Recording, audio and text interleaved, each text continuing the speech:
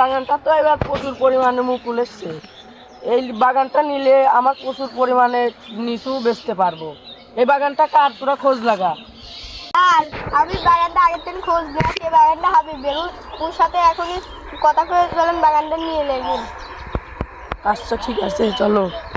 Sir ওই দেখেন বাগানের মালিক বসে আছে, চলুন কথা বলে। চলো।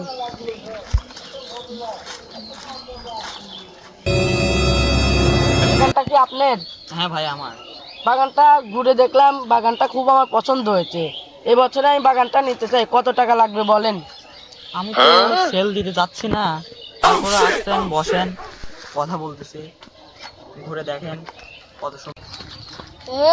এরা কারা? এদের তো এখানে আগে কখনো দেখি নাই।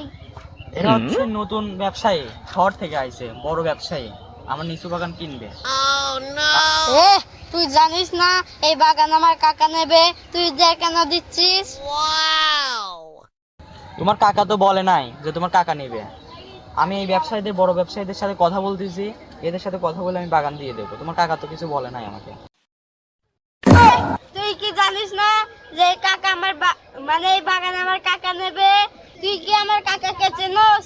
আমার কাকা যেটি চায় সেটি নেয়, আমার কাকাকে করা লাগে না। আমার কাকা তোকে এক ঢেলে মেরে ফেলবে, তুই জানিস? কে তোর কাকা? কি তুই আমার কাকাকে চিনিস না? আমার কাকা একজন বড় সাপড়ি টিকটকার, বাংলাদেশের কোনায় কোনায়, তাকে কেউ চেনে না। কি? শোন, সে এমন একটা টিকটকার যে একটা ভিডিও ছাড়লে 70-80টার বেশি একটা ভিউ হয় না। সে এমন একটা সাপড়ি টিকটকার, তার 10টার বেশি লাইক হয় না। তার প্রথম লাইক আমি দেই, আমি, আর বাকি লাইক তার পরিবার দেয়, তার একটা লাইক আমি দেই। শোন। কি? কি তুই দেখতে চাস আমার কাকাকে?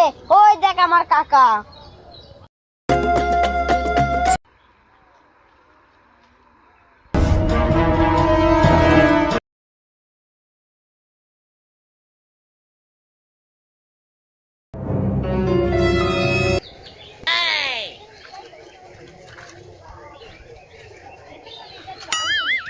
কি রে, কাঁদতে টান দিছস কেন?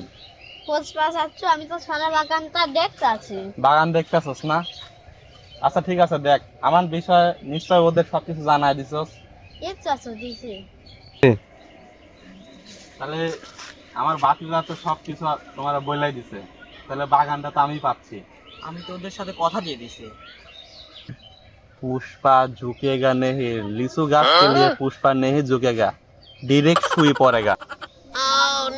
ভাই আমি দুবাই জমজম ইলেকট্রনিক্সের মালিকের সাথে কথা দিয়ে ফেলছি ভাই, আমি ওদের লিচু সাপ্লাই দেবো, বাংলাদেশের এই পচা লিচু, আর আমাকে ওরা বিনিময়ে 16 প্রো ম্যাক্স দিবে। পুষ্পা এভাবেই লিচুর ব্যবসা করে কিনে নেয় ডুপ্লিকেট টিনের বাড়ি। সে কিনে নেয় একটা brand new second hand bicycle. Pushpa এভাবেই আস্তে আস্তে ব্যবসা করে সে উন্নতি হয়ে যায়, আস্তে আস্তে অনেক বড় ব্যবসায়ী হয়ে যায়।